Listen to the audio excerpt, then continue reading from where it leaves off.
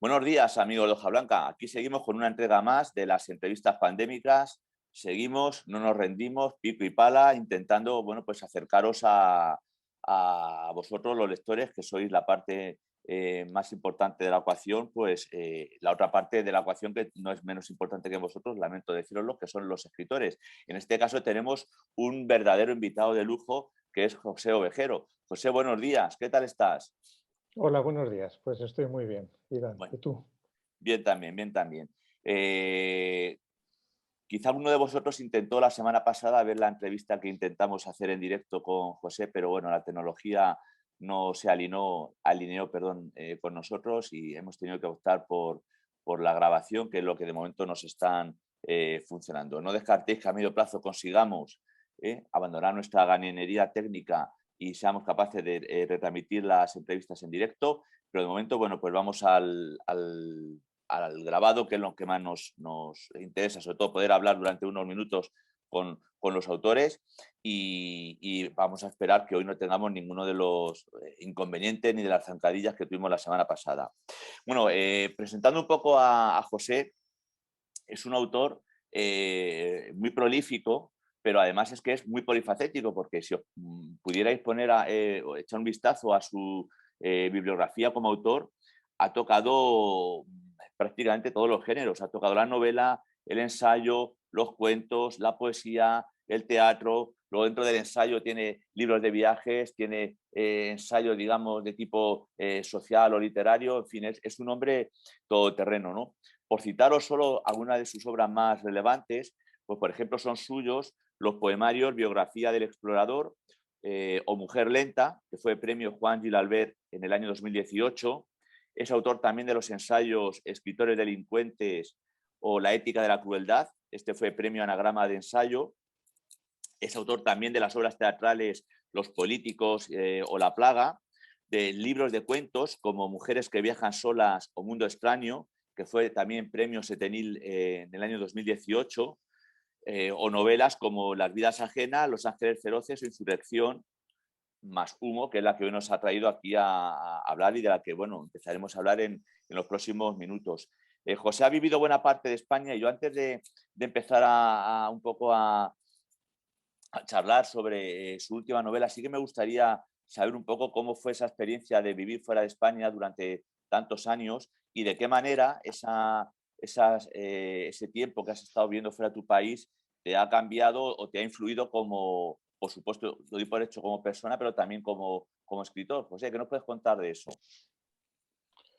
Bueno, yo me fui muy joven de España, bueno, con 24 años me parece que tenía, y me he pasado viviendo fuera 30. Viví en Alemania, luego viví en Bélgica y lógicamente eso bueno, te marca literariamente porque de pronto además tus lecturas son otras. Empecé a meterme mucho más a fondo en la literatura alemana, en la literatura en francés, también en inglés, de lo que habría hecho si me hubiese quedado.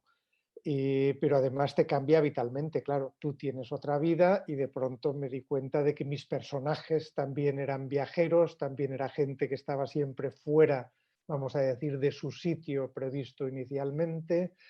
Yo además durante mucho tiempo tuve un contacto muy escaso con España. Yo soy hijo del franquismo, entonces relacionaba en aquella época lo español casi directamente con lo franquista. Yo quería huir de aquello. Me fui a una Alemania que estaba en ebullición por los movimientos pacifistas, por el surgimiento de los verdes en Alemania. Entonces yo estaba en otras cosas. Y solo regresé, primero mentalmente y sentimentalmente, y después ya físicamente muchos años más tarde.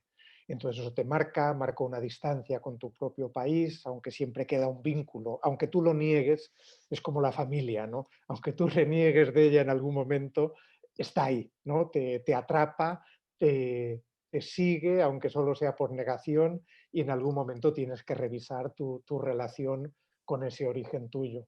Ujú. ¿Te pilló en Alemania la caída del muro? Sí, sí, estaba allí. Y eso Estuve a debió ser punto de coger espectacular. un tren esa misma noche, pero yo en aquella época tenía 2 niñas pequeñas Ah, y no podía, mi mujer no estaba, no podía llevármelas porque no sabía lo que iba a pasar allí ajá. todavía y no conseguí dejárselas a nadie, con lo cual tuve que ver como tanta gente la caída por televisión. No pude ser testigo directo.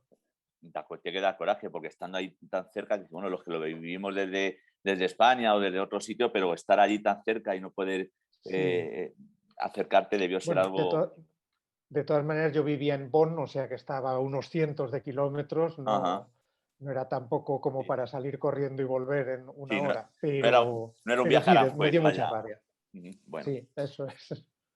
bueno, pues vamos a empezar ya a hablar de su última novela, de Humo, que ha publicado hace un mes y medio, creo recordar más o menos, Galaxia Gutenberg, con ese estilo característico de Galaxia, que es la sobriedad de sus portadas, libros serios, libros rigurosos.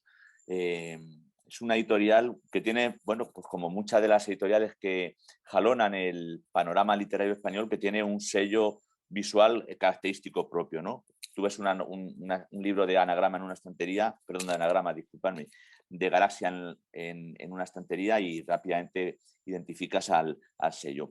Pero decía que antes de entrar en detalles de la novela, que da para mucho, me ha llamado mucho la atención, José, el título de Humo, porque es un título eh, abstracto, o sea, es decir, ¿qué quisiste decirnos a los lectores, que a veces estamos ahí en otras historias, qué quisiste decirnos con ese título, Humo?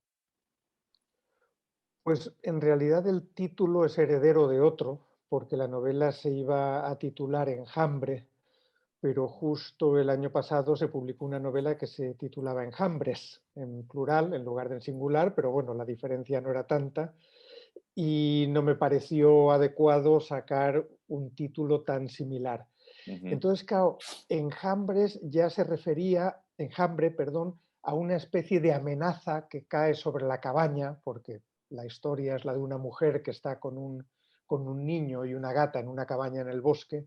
Esos enjambres que aparecen, esas abejas que rodean la uh cabaña -huh, y que no les permiten salir, bueno, una amenaza como latente que pende sobre ellos. Y entonces la otra amenaza, ¿cuál es? Unos incendios que se ven a lo lejos. Ella en algún momento se refiere a esos fuegos que no sabemos muy bien de qué son, si son fuegos naturales, si son revoluciones, si son qué es lo que hay allí, pero también es una amenaza latente.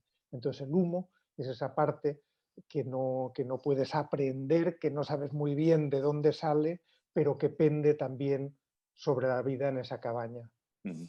Oh, que no haya leído el libro, bueno, lo primero que hago es recomendarle que lo lea inmediatamente, que lo lees casi de una tacada en una tarde, porque son apenas 150 páginas, no llega, y, y la historia es interesante, te atrapa, es un libro, ya digo, de una tarde, te pones a las 4 y a las 6 o las 7, depende de cómo sea tu velocidad de lectura, se ha acabado con él.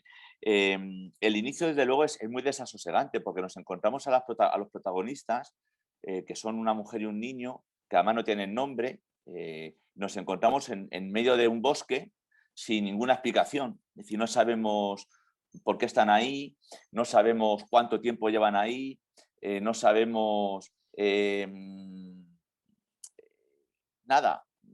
Si es que han venido huyendo de algo, se intuye que sí, pero en fin, la ausencia de información sobre los protagonistas inicialmente es muy pequeña. Y eso, desde luego, a mí como lector ya me enganchó desde un principio porque me tenía completamente desasosegado. O sea, es decir, estaba continuamente preguntando y queriendo saber por qué la mujer y el niño habían acabado en esa cabaña tan destartalada, vivían en un entorno eh, claramente hostil, pero en ningún momento, ni al principio, y hay que decirlo, con esto creo que no hacemos ningún spoiler, durante toda la novela se dan grandes pistas. Sí que hay alguna leve pincelada, ¿no? de que podemos sospechar por qué la mujer, sobre todo, ha ha acabado allí, pero en ese sentido, yo como lector empiezo igual que acabo y empiezo desazonado, empiezo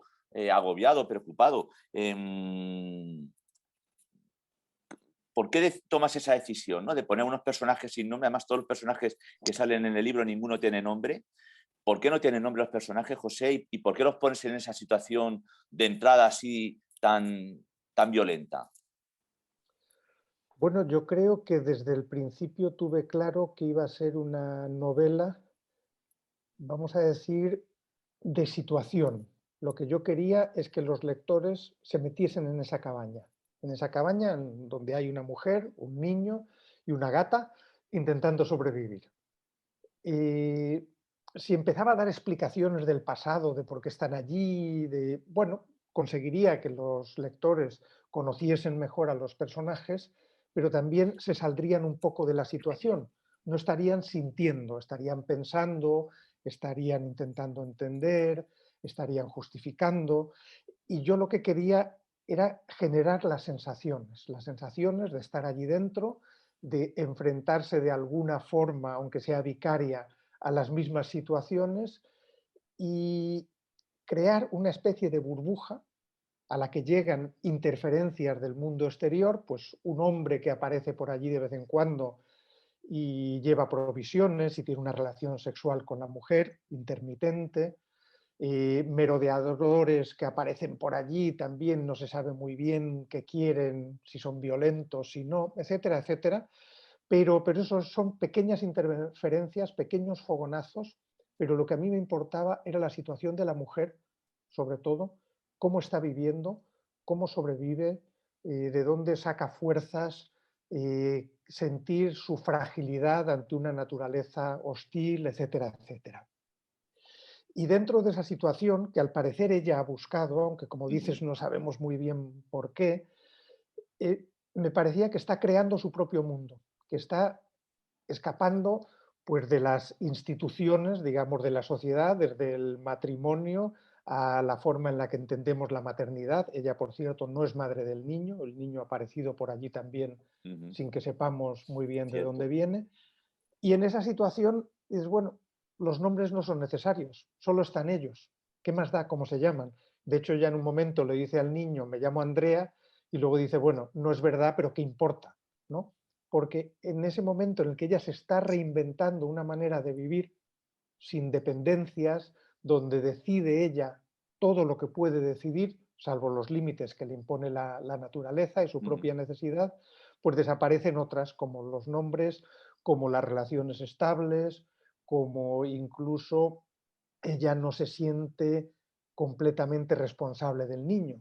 El niño está allí, como hay otros seres de la naturaleza, como está la gata, y ella hay momentos en los que sí se siente responsable y en los que ella quiere ser libre y completamente autónoma. Sí. Comentabas, José, que querías un poco escribir una novela de sensaciones. Yo creo que la has conseguido plenamente, porque al menos yo leyéndola he pasado frío, he pasado hambre, he pasado incomodidades. O sea, yo me imaginaba esa cabaña como un sitio hostil. No te quiero decir ya nada cuando salías fuera a buscar provisiones. Incluso en las 2 o 3 escenas sexuales, digamos, que hay en el libro, es que a veces que sentí incluso la aspereza de la piel del hombre. O sea, en ese sentido te tengo que felicitar desde luego porque las emociones, en mi caso, han estado ahí. O sea, es una novela efectivamente de sentir, no voy a decir palpar, porque no es esa a lo mejor la palabra, pero sí que es una novela en la que te estás sintiendo incómodo, te estás sintiendo en peligro, ¿no? O sea, como lector, sí que te sientes un poco también desafiado como la protagonista, ¿no? La protagonista tiene el desafío de tener que sobrevivir, tiene al chaval que efectivamente no es su hijo y no se hace responsable de él al 100%, pero bueno, al final es una carga que tienes ahí, mayor o menor. Y yo en algún momento de la lectura me sentía también con esa vulnerabilidad. Coño, es que incluso se podía llegar a trasladar, ¿no? ese escenario hostil en el que viven los protagonistas con el escenario hostil en el que vivimos ahora. Aquí conviene decir a los lectores que aunque uno pueda pensar o sospechar que la novela se ha escrito durante la pandemia, no ha sido así. Se ha escrito antes de la pandemia, que es lo que yo creo encima le aporta un valor añadido. O sea, eh, más allá de situaciones físicas, ¿no? De que los protagonistas de la novela están en una cabaña en medio de un bosque, sí que hay un enemigo, no un enemigo, hay unos peligros ahí, como todas las al principio, José, intangibles, una amenaza latentes que a veces las puedes ver, a veces no, pero que no son nada claras. Nosotros también vivimos en una situación parecida, ¿no? O sea, es decir, el destino ha jugado a tu favor al traer, entre comillas, una pandemia que hace que la lectura de la novela, yo creo, cambie radicalmente. Sí, bueno, hombre, preferiría que no hubiese habido la pandemia, Sí, sí. por mucho que pueda Hay que añadir buscar una hay que buscar lectura. el lado bueno de todo. Pero es verdad que lo que sí hace la pandemia es dar una lectura diferente. Sin ella, yo creo que los lectores se habrían acercado a la novela de otra manera. Pero ahora tenemos esa experiencia añadida de la fragilidad, ¿no? Ujú. De la vulnerabilidad, de un cierto aislamiento, porque aunque ella esté en el bosque, al aire libre, hay una sensación de confinamiento, de una amenaza difusa, de una naturaleza que de pronto nos parece mucho más fuera de control que nunca, mucho más incomprensible y amenazante. Los virus son naturaleza, ¿no? Aunque digan que los han creado un laboratorio y todas estas cosas, un virus es parte de la naturaleza.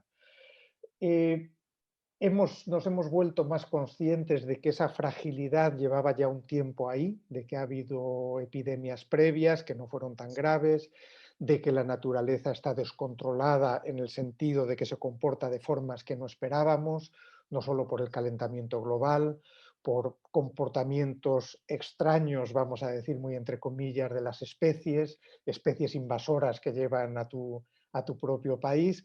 Entonces todo eso da una lectura que lo que sucede es que yo diría que es adecuada, porque como digo, todo eso ya estaba ahí antes de la pandemia. Lo que ha hecho la pandemia es hacer que cristalice, Ujú. resaltar toda una serie de tensiones, riesgos y fragilidades que ya estaban. Entonces, al enfocarlo también yo de una manera tan sensorial, lo que sucede es que los lectores y lectoras inmediatamente construyen el puente entre sus propias sensaciones y lo que está sucediendo en la novela. Lo interesante es que lo que sucede en la novela es algo muy distinto de la experiencia normal de cualquier persona. Me decía una lectora que lo que le había gustado mucho es que de alguna manera podía salirse de esta sensación de agobio, se metía en otra, pero que al mismo tiempo era liberador, porque era como ver aquello que estás sintiendo en un escenario distinto. Ujú. Y luego, incidiendo en lo que decías hace un momento, lo que me han comentado ya muchísima gente en este escaso tiempo que lleva la novela en la calle es que es una novela que se te queda pegada a la piel. Me decía hace poco, lo Ujú. expresaba así hace poco alguien, y de distintas maneras me lo han expresado así. Pero lo que me parecía muy bonito es que aunque todos, creo que todos, inciden en esa atmósfera amenazante, en ese mundo hostil en el que viven, también me decían bastantes o me dicen que hay toda una serie de momentos en la novela que sin embargo permiten recuperar la belleza de estar vivo, ¿no? Esos momentos en los que la mujer se queda mirando un atardecer y descubre la belleza en él, esos momentos en los que la mujer descubre su propia energía, su propia fuerza, su resistencia ante ese mundo tan hostil. Y luego otra cosa que me decían ayer, precisamente, anteayer, que hay un montón de silencios en la novela y que sin embargo esos silencios no responden a lo que solemos entender como silencios entre los personajes, como falta de comunicación, que está ahí, pero también como remansos de paz. La mujer aprecia ese estar calladamente con el niño haciendo sus cosas, ella las suyas, el no tener que dar muchas explicaciones al hombre, el que sean capaces de vivir cada uno en su mundo compartiendo el espacio, compartiendo las sensaciones, sin tener que ponerlo en palabras. Entonces, yo creo que eso, que afecta a los lectores de maneras muy distintas, aunque es una novela breve, pero genera un montón de sensaciones diversas. La genera, la genera. Nos decía que es que, aparte de la pandemia, cuando estabas hablando también de, pues eso, de los comportamientos extraños de la naturaleza, es que parece que tienes un pacto con el diablo, con alguien, porque es que encima en enero hemos tenido una tormenta de nieve, Filomena, que no hemos visto nevar en España, así, bueno, por lo que vivo en Toledo, no he visto nevar así nunca, ni creo que lo vaya a ver, no lo sé. O sea, es decir, Sí. efectivamente la naturaleza se comporta cada vez de una manera más rara y más agresiva. No solo pasa en la novela, sino que es que nosotros lo podemos ver en nuestra realidad. Incluso una de las cosas que me llamó mucho la atención cuando empezó el confinamiento, prácticamente a las 2, 3 semanas, un mes como mucho, que estábamos todos encerrados en casa, que no salíamos a ninguna parte, ni en las ciudades, ni en los pueblos, pues que de repente la naturaleza empezó a recuperarse un poco y los animales salían, se metían en sitios hasta donde antes no llegaban. Es como decir, bueno, durante un mes nos hemos quitado encima al ser humano y podemos un poco volver a hacer la vida normal que hacíamos antes de que llegaran ellos. O sea, decir, que luego todo esto estamos continuamente aquí reinventándolo, ¿no? Y siempre estamos dándole vueltas al asunto, pero es cierto que las amenazas que tú trasladas en el libro, en el caso también, por ejemplo, de lo que comentas de la naturaleza, también las tenemos aquí a la vuelta de la esquina, efectivamente. El tema del virus, está claro que con independencia de dónde se haya creado, es algo que está relacionado íntimamente con la naturaleza, pero luego eso, el tiempo, la climatología, que cada vez es más sorprendente y con episodios más, más agresivos. Comentabas también, José, que te han hablado lectores de los silencios que hay en la novela. Y es cierto que es una novela que está repleta de silencios, porque los diálogos, para aquellos que no hayan todavía acudido a ella, los diálogos no están marcados de la típica manera, sino que es como la mujer la que está expresando internamente, ¿no? Esos diálogos con las personas que surgen alrededor. Eh, pero el silencio, yo creo, en la novela es muy importante. Y yo quería preguntarte, José, ¿la sociedad actual cómo maneja esto de los silencios? O sea, es decir, cuando ha llegado el confinamiento y de repente nos hemos encontrado con que ha habido personas que se han quedado a lo mejor solas, no tenían con quién hablar, no tenían con quién relacionarse. mm, no sé, el silencio, la sociedad actual nuestra está preparada para convivir con el silencio. ¿Nos gusta el silencio o no nos gusta? Pues es que yo creo que la carencia principal que podemos tener no es la de palabras, puede ser de afectos. Ujú. Pero incluso durante el confinamiento, la inmensa mayoría de la gente no ha estado en silencio, ha estado en redes sociales, ha estado oyendo, ha estado viendo series, ha estado, qué sé yo, relacionándose mediante la palabra de una forma más pasiva o menos pasiva, pero, pero con una aluvión de palabras. Lo que yo creo que hay es poco silencio, ¿no? Eso es lo que te voy a decir. A lo mejor es que precisamente nos da miedo el silencio y necesitamos ruido a nuestro alrededor, como sea. Necesitamos música, necesitamos tener la tele puesta o escuchar algo. Es decir, necesitamos ruido a nuestro alrededor porque nos da miedo el silencio. Bueno, porque nos da miedo el silencio, porque yo creo que ese ruido constante también tapa otras cosas. Hablaba de la carencia de afectos que se han visto de una manera muy marcada durante el confinamiento. Lógicamente hemos estado separados de la mayoría de las personas a las que queremos, ¿no? De la mayoría de las que están cerca de nosotros.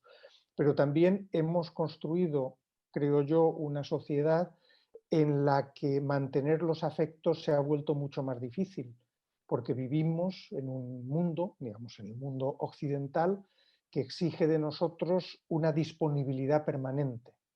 Incluso esto, que es una ventaja de poder trabajar en casa y todo eso, se ha convertido también en una desventaja. El poder estar conectados todo el tiempo, esa facilidad, esa herramienta tan útil, se ha convertido en una carga enorme. Luego vivimos en una sociedad en la que ya no hay, lo que tiene ventajas y desventajas, esas estructuras familiares, sociales, de afectos de toda la vida, de relaciones constantes. Ahora tenemos que estar completamente disponibles, ser móviles, estar dispuestos a aceptar un empleo aquí y otro empleo allá. Sobre todo los más jóvenes tienen esa obligación constante de estar siempre disponibles, de ser competitivos. Eso tiene una incidencia sobre los afectos, sobre las relaciones, sobre lo que estamos dispuestos a apostar por una relación, a invertir, a entregar y a recibir. Entonces yo creo que la carencia va más bien por ese camino. Y no creo que sea culpa de nadie, sino que es, bueno, pues el sistema de producción y social que hemos estado construyendo en las últimas décadas. Ujú. Y es curioso porque tu protagonista yo creo que de alguna manera intenta renegar también, ¿no? de esos afectos y de esas emociones que entiende que las hace, o que le hacen más débil. ¿Las emociones nos hacen más débiles o nos hacen más grandes? Nos hacen más dependientes. Entonces, ser más dependiente es una debilidad o no. Pues depende, ¿no? Por supuesto, te hace más vulnerable, porque si dependes de alguien, eres más vulnerable, o por Ujú, lo menos te sientes más vulnerable. La protagonista es una mujer que por los motivos que sea, eh, no quiere depender de nadie, quiere ser autónoma. Ha tenido ya su ración de dependencia en la vida y se ha dado cuenta de que los afectos la atan. Ella quiere poder tomar las decisiones por sí misma. Ella no es esa mujer cliché sacrificada, que está allí ujú, para sacrificarse por los demás, por el niño, por el hombre, por la gata, ¿no? Ella no es esa mujer, ya que hemos visto en la literatura y en la vida tantísimo, cuya misión en este mundo es dar, entregarse, aceptar. Entonces, claro, eso la hace muy extraña y nos puede parecer muy dura a veces, pero sin embargo es un papel que en hombres hemos visto muchas veces. ujú. Lo extraño es que sea una mujer, digo lo extraño para, Sí. para nuestros hábitos perceptivos, ¿no? Entonces, bueno, pues ella ha decidido no tener esa fragilidad. ¿Qué sucede? Que es imposible vivir sin afectos, ¿no? Entonces ella a veces tiene que ceder a sí misma.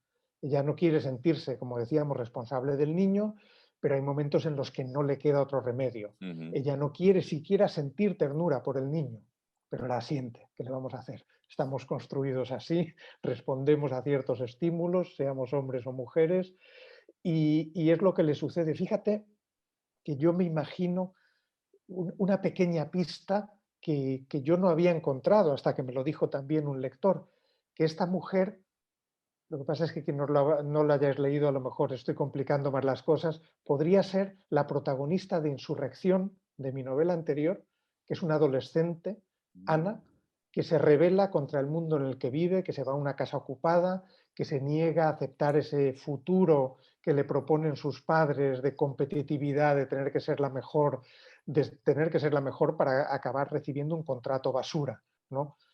Y me la imagino 25 años después, más endurecida, después de toda una serie de rebeliones, después de intentar ser independiente, que decide huir al bosque. Así es como yo de pronto me la he imaginado y tiene todo el sentido. Esa Ajá. mujer, aunque no sepamos los detalles, ha querido huir de todo eso y prefiere una vida dura de subsistencia, de tener que luchar cada día por ella, a todas esas dependencias, todas esas obligaciones, todas esas imposiciones sociales. Ujú. Los lectores hilan fino, o sea, te han remitido ahí Mucho. a una posibilidad. Quería preguntarte, decir, ¿cómo era la relación? Sí, porque me van surgiendo preguntas así en función de lo que tú vas diciendo. ¿Cómo es la relación tuya como autor con los lectores? O sea, ¿te sorprendes a veces encontrándote interpretaciones pues, como la que te puede hacer esa lectora de decir, oye, ¿no será esta muchacha o esta mujer la protagonista de esta novela? Y que te quedes diciendo, coño, pues igual es verdad. Es ella y yo no me he dado cuenta de Mucho. que está escribiendo de ellas. Es decir, ¿qué, qué te da el lector o qué recibe el autor de los lectores?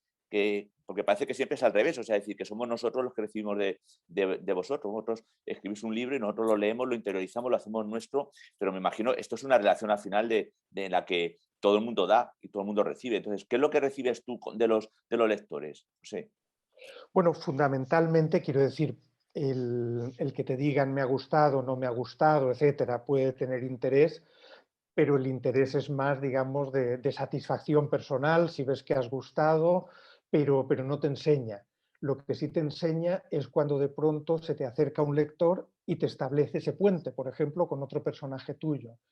O ahora en dos presentaciones que he hecho de la novela, en las dos ha salido el tema de que es una novela feminista.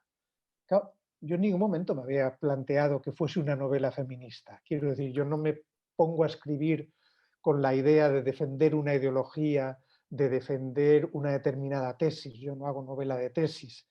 Y sin embargo me empiezan a explicar en qué sentido esta situación que he creado, esta mujer que he creado, no solo puede entenderse como una especie de interpretación feminista de la novela típica de supervivencia, sino que además me establecían también una relación con un libro de poemas mío, Mujer Lenta, y me mostraban cómo está relacionada una obra con otra y cómo se mantiene esa investigación mía sobre el papel de la mujer, sobre cómo acercarme a una perspectiva que no es la mía de hombre, sino una perspectiva distinta y por tanto a una experiencia distinta de estar viva o vivo. Entonces es muy curioso. Por supuesto hay lectores muy avezados y muy estudiosos y gente con mucha preparación de la que te esperas a lo mejor un comentario así de profundo. Pero es que te llega en situaciones de lectores que son, bueno, pues como cualquiera, que no tienen una formación previa académica que pueda en principio, o que pienses tú con tus Sí. prejuicios, llevarles a hacer un análisis tan fino y a Ajá. encontrar esas pistas. Vas a un club de lectura en un barrio obrero en el que sabes que mucha de la gente que hay allí no tiene esa formación académica y de pronto te descubren un montón de cosas que tú no sabías de lo que estás haciendo. Porque yo creo que eso es muy importante en el trabajo creativo, no querer entender todo lo que estás haciendo, porque buena parte de lo que haces no sabes de dónde sale. Y una vez hice un experimento fallido que fue escribir una novela y al mismo tiempo iba llevando un diario de escritura intentando explicar por qué hacía lo que hacía, por qué tomaba esta decisión, por qué metía esta escena, por qué utilizaba tal voz narrativa. Bueno, llegué a las 50 páginas y lo dejé. De pronto se me murió la novela. Había perdido toda esa parte de libre asociación, de Sí, ¿no? extraer de De escribir lugares por que yo escribir. desconozco. Ujú. Eso es. José, ya que estamos hablando de, pues eso, de las interpretaciones que podemos hacer los lectores y también a veces la crítica, ¿te has encontrado alguna vez con la situación en la que alguien de repente hace una interpretación? Lo digo, esto es un comentario más orientado, digamos, al sector crítico, ¿no? A la crítica literaria, que siempre se empeña en buscar una reminiscencia o una influencia de no sé quién, o en fin, hilan muy fino, ya no es que lean entre líneas, es que leen entre palabras. Entonces, a veces te has encontrado con que te ofrecen lecturas de tus libros que tú dices, que a lo mejor no lo has verbalizado porque no le querías disgustar al hombre o a la mujer, pero has pensado, no, yo no quería decir esto. Yo no, o sea, con esta novela, con este poema o con este ensayo, yo no quería decir esto, pero a la vez esa gente nos ponemos a lucurar y lanzamos las células grises al aire y nos volvemos locos encontrando a veces intenciones que no existían a lo mejor en la voluntad del autor. Claro, no solo en la voluntad, porque como te digo, tu voluntad solo abarca una parte de lo que estás escribiendo, Ujú. luego está eso que Humberto Eco llamaba la intención del texto, es decir, eso que está en el texto, aunque tú no sabías que lo estabas poniendo. Y como decía, eso a veces lo descubres hablando con lectores. Pero, por supuesto, también hay lectores que te dicen cosas que tú lo miras y dices, no lo veo por ningún sitio. Yo sí suelo responderlo, suelo decirlo. Creo que con un lector hay que tener un diálogo y un diálogo significa una contradicción a veces.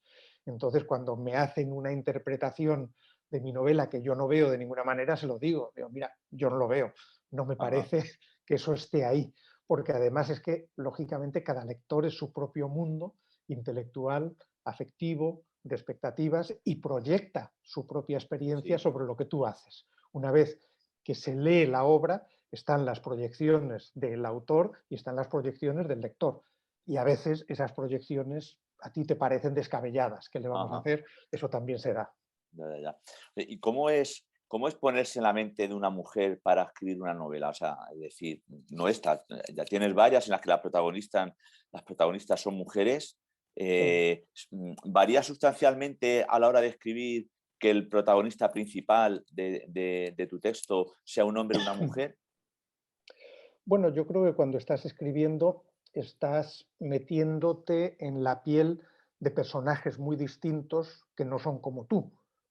Un niño, bueno, puedes decir, bueno, sí, era José cuando era niño y saca de ahí sus experiencias, pero también, qué sé yo, he cogido personajes que obviamente no tienen nada que ver conmigo. Si pienso en Los Ángeles Feroces, la figura del loco es una figura, no voy a decir creada de la nada, porque no exageremos, pero que no tiene nada que ver con mi propia experiencia.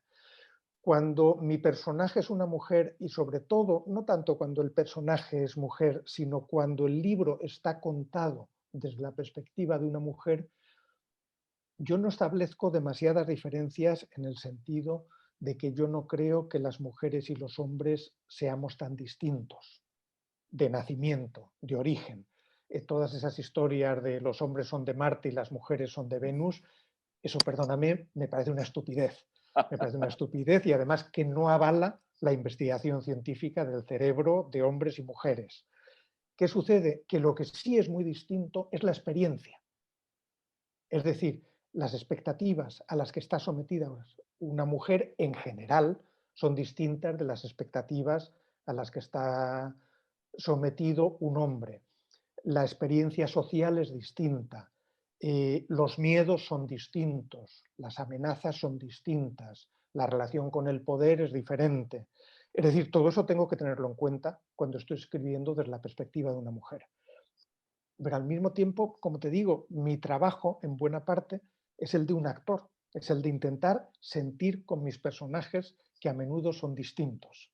Suelo Ajá. utilizar el ejemplo de un asesino en serie. A la gente, a los escritores a menudo no les preguntan ¿cómo te has metido en la cabeza de un asesino en serie? Yo no conozco ninguno, pero mujeres conozco un montón y muy de cerca.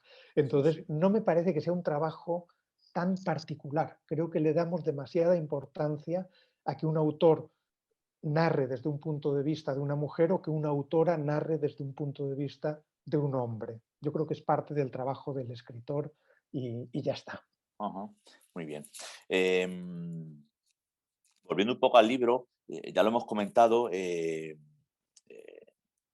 hay una serie de protagonistas que no tienen a lo mejor nadie los pondría en un dramatis personae de la novela. En este caso yo creo que el gran protagonista que rodea a la mujer, al niño y a la gata, y bueno, a los otros personajes que pululan luego alrededor de la historia, es la naturaleza, ¿no? Y me parece muy interesante porque la visión que da de la naturaleza es muy poco idílica, o sea, es decir, la sociedad actual está viviendo este momento en el que, bueno, pues hay que recuperar la España vaciada, la gente con todo esto de lo del confinamiento está aprovechando para irse a vivir al campo, para irse a vivir a pueblos pequeños, y tenemos una relación, una visión de la naturaleza, yo creo, muy idealizada, ¿no? Como si ir al campo y vivir de lo que el campo te provea fuera algo relativamente sencillo. Pero yo creo que una de las cosas más interesantes que tiene la novela es decir, no, no, perdona, es que la naturaleza, que si nosotros nos vamos a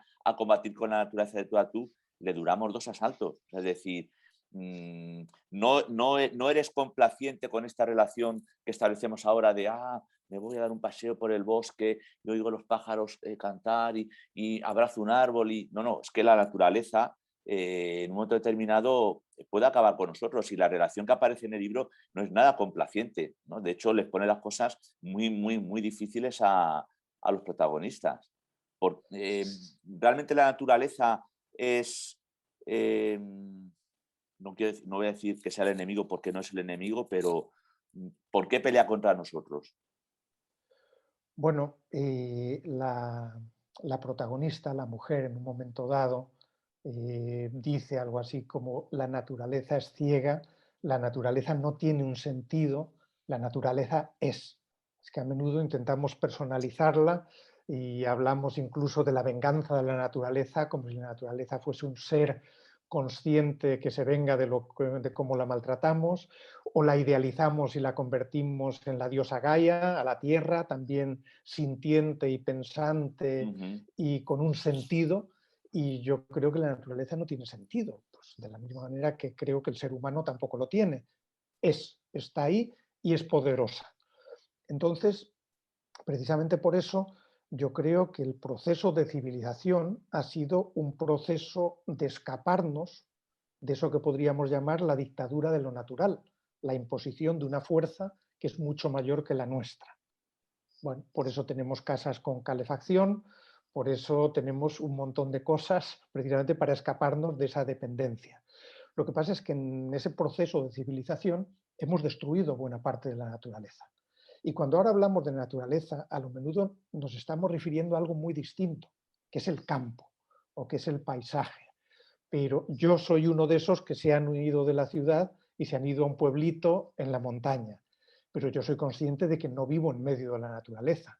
Yo tengo agua caliente, yo tengo unas paredes y tengo un cristal doble para protegerme del frío. Tengo un montón de cosas. Hay caminos que llevan a mi casa. ¿Qué sucede? Que sí descubro una serie de sensaciones que en la ciudad son imposibles.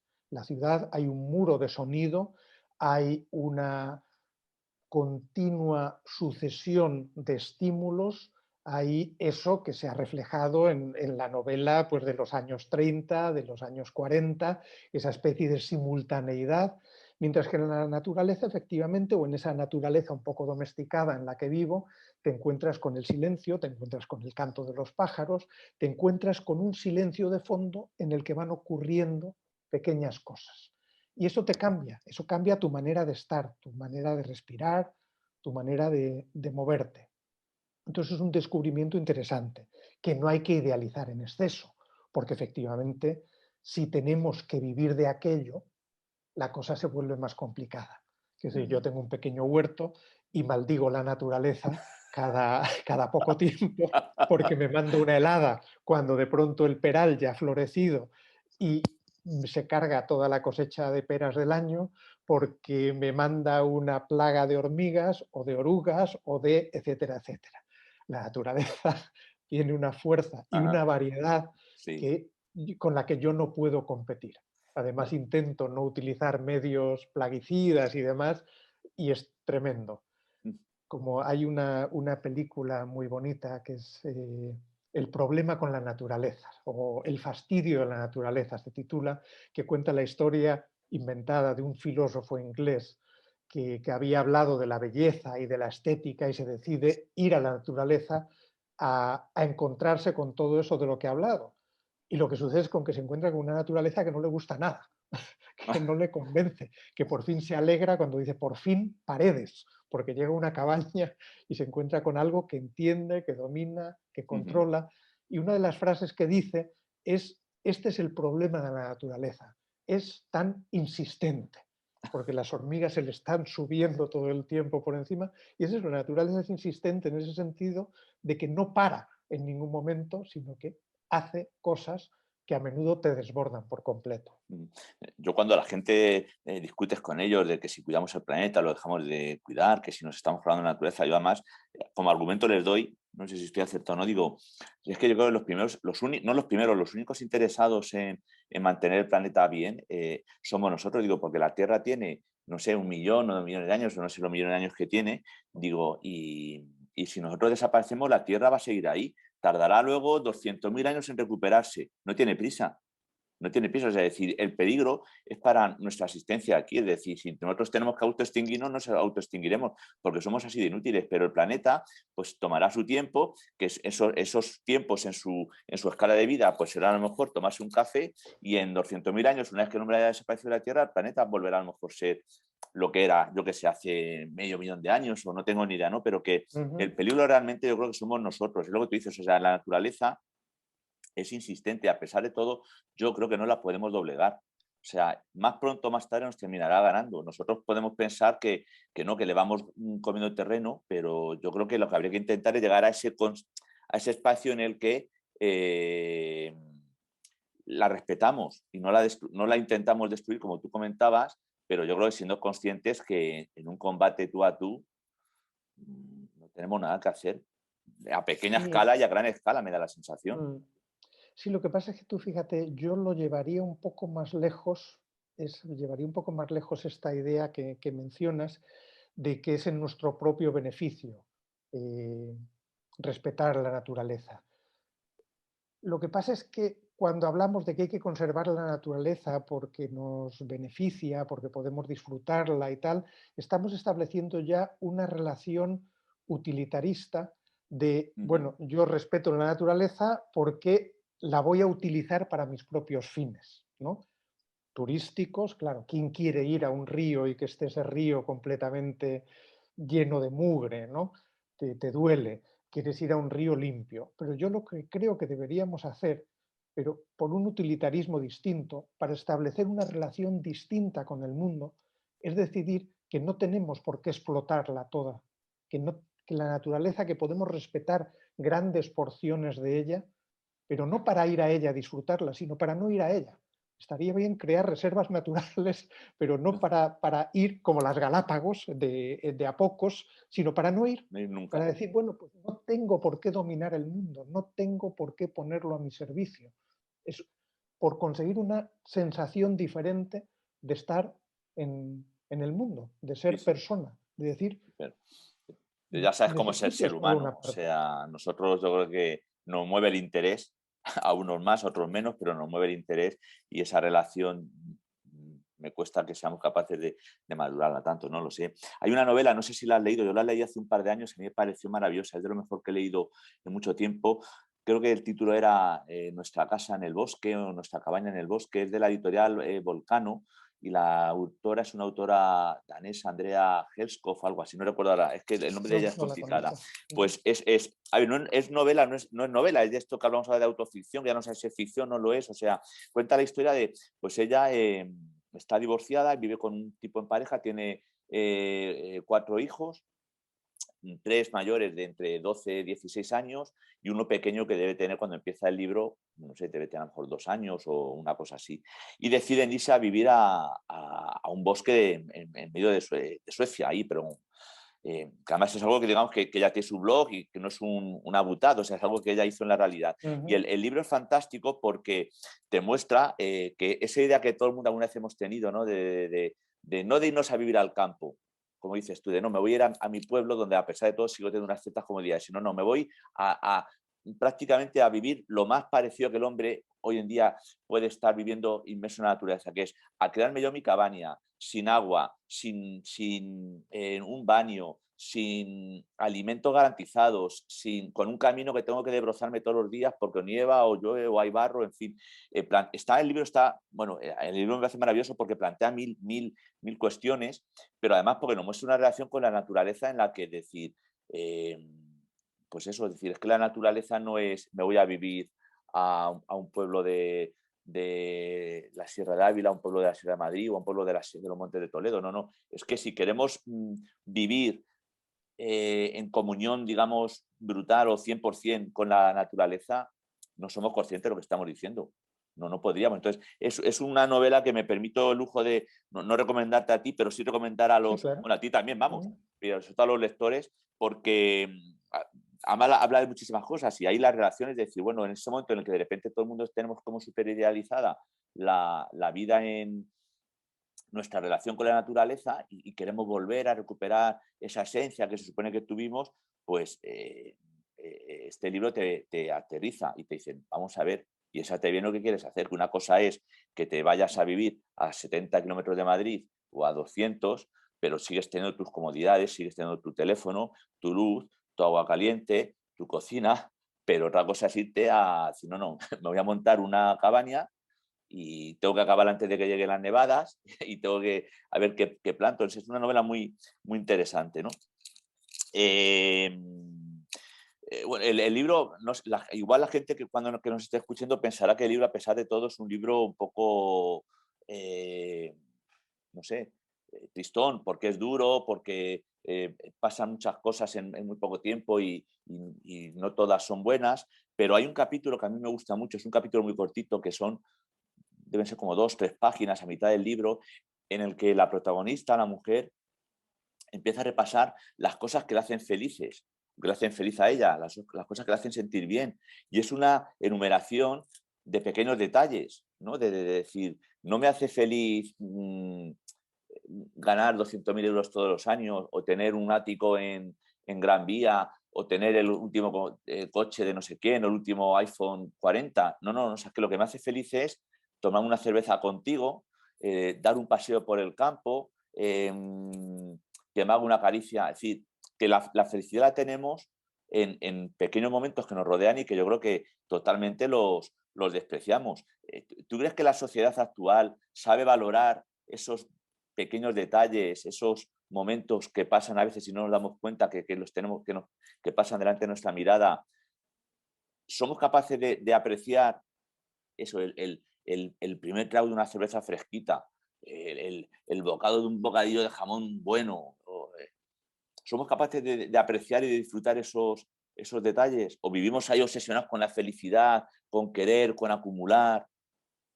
Bueno, yo creo que, claro, no puedo hablar por la sociedad, pero si hablo por mí mismo, sí me doy cuenta de que hay fases en mi vida en las que no soy consciente de lo que tengo, de que estoy tan preocupado por lo que me falta o por mis obligaciones o por mis prisas o por mi trabajo, que no me detengo lo suficiente a no a dar gracias, porque no tengo a quién, porque soy ateo, entonces no puedo dar las gracias a Dios ni nada por el estilo, pero sí a apreciarlo. Y eso sí es una cosa que, fíjate, ha aumentado cuando me he ido al campo, quizá porque tengo menos distracciones, porque tengo menos prisas. Lo de pararme un momento y respirar y decir, ah, qué bien estoy. No, también adquirí una costumbre. Antes yo, cuando me despertaba, lo primero que hacía antes de hacerme el café, antes de ducharme, antes de nada por el estilo, era entrar en el ordenador y ver si tenía correos, si alguien me había dejado un mensaje en Twitter, si tal. Ahora no, me he acostumbrado a no hacer eso lo primero. Entonces, lo primero probablemente del día ya no es ese gesto hacia el teléfono móvil, sino pues primero darme cuenta de que mi mujer está a mi lado. Entonces, a lo mejor está dormida todavía y verla respirar y sentir el agrado de su cercanía. Ujú. O, como he hecho también varias veces, salir un momento a la calle y mirar y ver si suenan pájaros, si no suenan. Claro, en la ciudad es otra cosa, pero en la ciudad también hay un montón de cosas en las que podrías detenerte. No me Ujú. quiero poner ahora en plan gurú de autoayuda ni nada por el estilo, que me horroriza, pero sí creo que podríamos sacar más de nuestra vida de lo que sacamos, no buscando continuamente lo siguiente, no generando una dependencia excesiva de todas esas Ujú. herramientas tan útiles, sino buscando esos espacios de paz, esos espacios de conciencia, de cosas pequeñas que tienes, incluso en situaciones difíciles.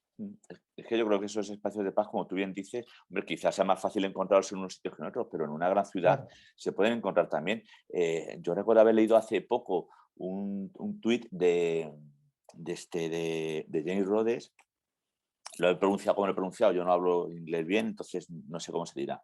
Yo digo James Rhodes. Y era un tuit maravilloso. Luego me sorprendió una vez más la reacción de la gente. Era una foto de un amanecer en Madrid y el texto era viendo amanecer con un café en la mano y un cigarro.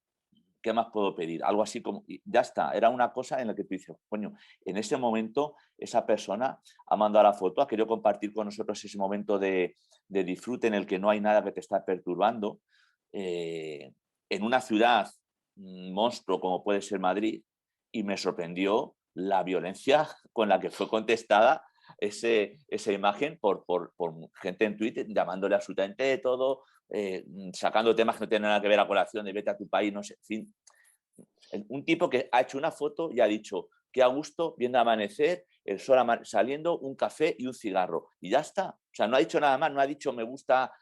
Y de repente quiere compartir con nosotros un momento de felicidad y la reacción nuestra, en vez de decir, jolín, a lo mejor tengo que plantearme hacer también algo parecido todos los días, es entrar a saco y a degüello como si fuera una cosa que me llamó mucho la atención, ¿no?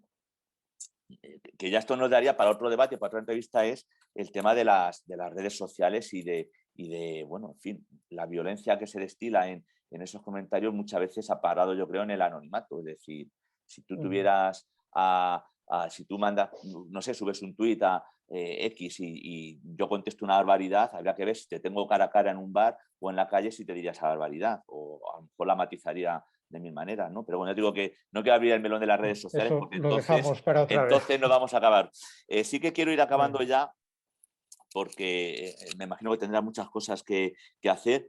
En el proceso de documentación de la entrevista, aparte de fundamentalmente leerme el libro, que era lo más importante, bueno, pues he leído entrevistas tuyas y hay una frase tuya que me ha gustado mucho, en la que dices que el escritor debe obligar al lector a ver lo que no quiere ver. Y yo te quería preguntar, ¿qué has puesto en humo o qué hay en humo que nosotros no queremos ver, pero tú crees que es necesario que veamos? Bueno, eso tiene que ver con un ensayo que escribí hace años que se llama La ética de la crueldad, Ujú. en el que hablaba de cómo los escritores a menudo lo que hacemos es forzar a la sociedad a mirarse a sí misma, en aquello precisamente que no quiere ver. Revelamos zonas oscuras de la vida social, del ser humano, de nuestras relaciones. Y claro, eso a veces es incómodo, pero al mismo tiempo yo creo que es enriquecedor, que nos permite vivir una vida más honesta y más acorde con lo que somos. Entonces, perdón, esa es una de las funciones de la literatura. Hay más, pero esa es una. Otra es crear belleza, ¿no? Como toda forma de arte, creo que la belleza es uno de los objetivos también de la literatura. En Humo, como yo creo en casi todas mis obras, hay las dos cosas. Esa belleza, espero que la haya, espero que alguien la encuentre, pero también ese no concebir la literatura como un puro alivio, el alivio de los finales felices, el alivio de que las cosas sucedan como esperamos. Yo creo que aquí lo que fuerzo al lector es a olvidarse de la épica, de esa épica salvadora que conocemos de tantas películas, y a tener una visión más realista del mundo. Entonces, a aceptar la fragilidad del ser humano, que no es fácil. Antes citaba a Eco, pues lo vuelvo a citar. Eco nos decía que una de las funciones de la literatura es acostumbrarnos a la idea de la muerte, porque tenemos que aceptar que las cosas son como son, no como querríamos que fuesen. Ana Karenina muere bajo las ruedas del tren.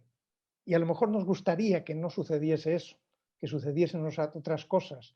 Nos tranquilizaría, nos haría, no sé si más felices, creo que no, pero nos daría un cierto alivio en ese momento. Pues yo creo que negar ese alivio es una función de la literatura. Es decirnos esto es lo que somos y con esto es con lo que tenemos que ser felices, no con una imagen falseada, impostada, edulcorada. Y yo creo que eso lo hago en Humo. Es decir al lector, a la lectora, esto es lo que hay, esto es lo que somos, esta es nuestra vulnerabilidad y ahora qué hacemos con ello. Ujú. Vamos a ir acabando ya, ahora ya sí que de verdad de la buena. Yo quiero recomendar también a los lectores, José colabora con varios medios, entre otros en La Marea, y a primeros de año publicó un artículo precioso, un artículo de verdad que tenéis que, según paréis de ver la entrevista, tenéis que entrar en internet y buscarlo, que se llama Una novela ha salvado a mi madre. En el artículo cuenta dos cosas muy interesantes. Por una parte cuenta un poco, pues bueno, pues cómo fue una rápida biografía de su madre, ¿no? Y de cómo, bueno, pues obligada por la situación de la pandemia, bueno, no se ha visto obligada, pero bueno, decidió escribir una novela que la tiene acabada, que la ha corregido 2 o 3 veces y que además ni se va a dar a leer a su hijo, que es escritor, ni tiene intención de publicarla, pero la ha escrito porque ha entendido que la escritura podía servirle, entiendo, de alguna manera a paliar esa ausencia de afectos de las que antes hemos estado hablando. Y claro, eso me hace reflexionar sobre la importancia que tiene la literatura y los libros en nuestra vida. Eh, ¿Tú concibes un día a día? Vamos, la respuesta creo que sé cuál va a ser, pero ¿cómo sería un día tuyo en la vida de José Ovejero si no tuvieras libros que leer, si no tuvieras nada que escribir, nada que contar? ¿Concibes un futuro así? Sería muy difícil. Yo entiendo que hay personas que pueden ser perfectamente felices sin leer, lo mismo que otras pueden ser felices sin música o sin enamorarse o sin viajar, ¿no? Hay muchas posibilidades en el género humano. Para mí es imposible porque para mí la literatura es una manera de ensanchar mi experiencia, de ensanchar mi vida, de ampliar mis posibilidades de sentir y de estar en el mundo, y precisamente escribí ese artículo para un poco para decir, a ver, que esto no es una cosa de una élite intelectual, de gente con una gran formación. La literatura nos salva o nos puede salvar a todos.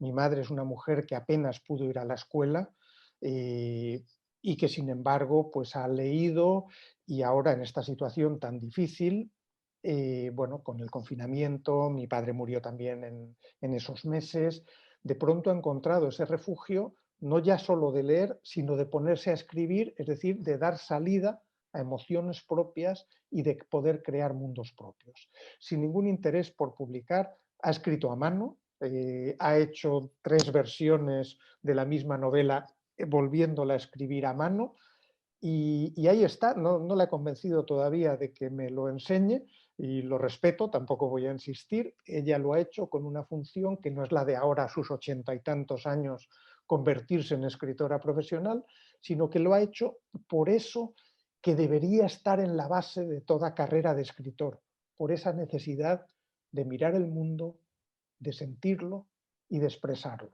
Entonces a mí me parece que es muy hermoso, y por eso escribí De, ese artículo. de escribir por no escribir. Ayer leía, igual, documentándome para otras entrevistas, un titular de una entrevista, creo que era Pido Freire, en la que decía, el titular era, está en Jot Down, el titular era algo así como: los escritores no queremos que los lectores lean buena literatura, queremos que nos lean a nosotros. Quizá a lo mejor ese sea parte del problema, y lo que ha hecho tu madre es una de las grandezas, es decir, el escritor tiene que escribir por escribir. Y si te leen 100, Eso pues es. 100, y si te leen 100.000, oye, pues mucho mejor para ti, evidentemente, pero Ujú. que yo creo que el momento en el que el escritor ya pierde esa necesidad de que tengo que contar algo, con independencia de que pueda llegar a una persona o a miles, es cuando a lo mejor el rol del escritor puede un poco, eh, no digo venirse abajo, pero sí entrar a lo mejor en pérdida de Sí, importancia. sí, de hecho, yo durante muchos años escribí sin publicar. Es verdad que porque nadie quería publicarme, que esa es otra historia, pero estoy completamente convencido de que si ahora no me publicasen, yo seguiría escribiendo. Es una necesidad que no tiene que ver o que no depende del reconocimiento, del ego, es una necesidad casi Vital. diría vital.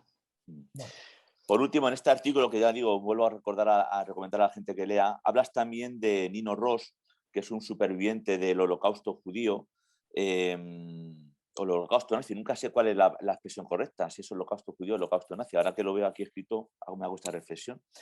Y él, bueno, pues igual ahí en unas cuantas líneas pincelas un poco su vida y pones una cita suya que yo creo que en este momento en el que estamos viendo en España me parece cuando menos para darle una pensada. La cita dice: la resistencia literaria, la resistencia solo con palabras, no es suficiente, pues cuando estos medios intelectuales son violentados